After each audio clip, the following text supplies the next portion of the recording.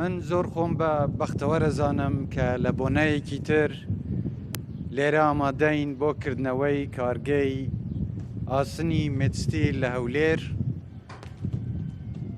کە ئەمە ئەو ڕاستیە پیشان دەدات کە ئێمە لە هەرێمی کوردستان بەردەوامین لە پشتیوانیکردنی کەرتی تایبەت بە تایبەتی لەم بۆنەیەدا کە ئەم مێتستیلە لە بواری پێشەسازیدا خزمەتێکی گەورەی هەرێمی کوردستان دەکات.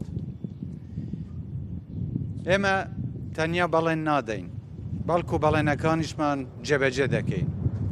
لە کابینەی نوێمی حکوومەت ئێمە بەڵێنی ئەوەماندا کە پشتیوانی کەرتی تایبەت بین و هەروەها هەموو هەوڵێک بدەین بۆ هەمەجۆرکردنی ئابووری کوردستان. لێرەدا خۆشحاڵم کە دەبینم کارگەیەکی وا گەورە بە ستانداردێکی جیهانی دروست کراوە کە گەورەترین و پێشکەوتووترین کارگەی ئاسنە لەسەر ئاستی عێراق و هەرێمی کوردستاندا.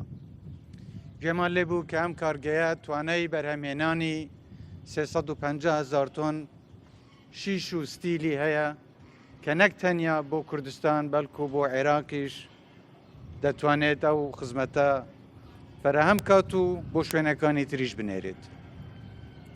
ئەمە جگەل لەوەی کە هەلی کار بۆ زیاتر لە 1000 کەسیش دەرەخسێنێت.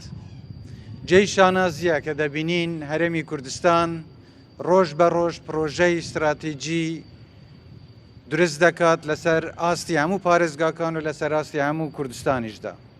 ئێمە بەردەوام دەبین لە پشتیوانیکردنی کەرتی تایبەت، هەروەها لە ئەو هەوڵانەی کە حکوومەت پێکەوە لەگەڵ کەرتی تایبەت دەدات بۆ ئەمە جۆرکردنی ژێرخانێکی بەهێزی ئابووری لە کوردستاندا و ئەوەی چیتر ئێمە هەروەکو پێشتریش باسمان کرد پشت بە تەنیا سەرچاوەیەکی داهات نەبەستین. کوردستان دەوڵەمەندە بە کانزەکانی بە سامانە سروشتیەکەی، بەڵام تاکو ئێستا وەکو پێویست سوودی لێ وەرنەگیرەوە، بەڵام ئێمە هەموو هەوڵێک دەدەین بۆ دروستکردنی ئەو ژێرخانە ئابووریەی کە پێویستە کوردستان بخاتە سەر نەخشەی وڵاتانی پێشکەوتوو. بەم جۆرە هەوڵانە من دڵنیام کە هەم ئەو سەرمایەدارە بە ڕێزانەی کە بەرهەمهێنان لە کوردستان دەکەن سوودمەند دەبن، هەم خەڵکی کوردستانیش لەو بەرهەمانە سوودمەند دەبن. لەبەرەوە ئێمە بەردەوام دەبین لە پشتیوانیکردنی ئەم جۆرە هەوڵانە و سوپاسی هەموو ئەو سەرمایەدارە بە ڕێزانەش دەکەین و جارێکی تریش داوا لەو بەرهێنەرانە دەکەین کە بەردەوام بن لەوە بەرهێنان لە هەموو ئەو کەرتانەی کە پێویستن، وەکو کەرتی پیشەسازیە، کشت و کاڵیە، گەشت و گوزاریە، یان حتا لە بواری خوێندن و فێرکردن و کەرتی تەندروستی و ئێمە بەرنامەیەکی توکمە و گەورەمان هەیە، ڕۆیایەکی گەورەمان هەیە بۆ پێشخستنی هەرێمی کوردستان لە هەموو ڕۆیەکەوە. بۆەوە پێویستیمان بە هاوکاریکردنی یەکتر هەیە و خۆشحاڵم کە دەبینێم ئێمە تەنیا قسەمان نەکردووە، بەڵکو ڕۆژ بە ڕۆژ بەرهەمی ئەم جۆرە بەڵێنانەش دەبینین. ڕۆژ بە ڕۆژ دەبینین کە کوردستان هەنگاوێکی زیاتر داهاوێژێت بۆ ئەوەی پێش بکەوێت.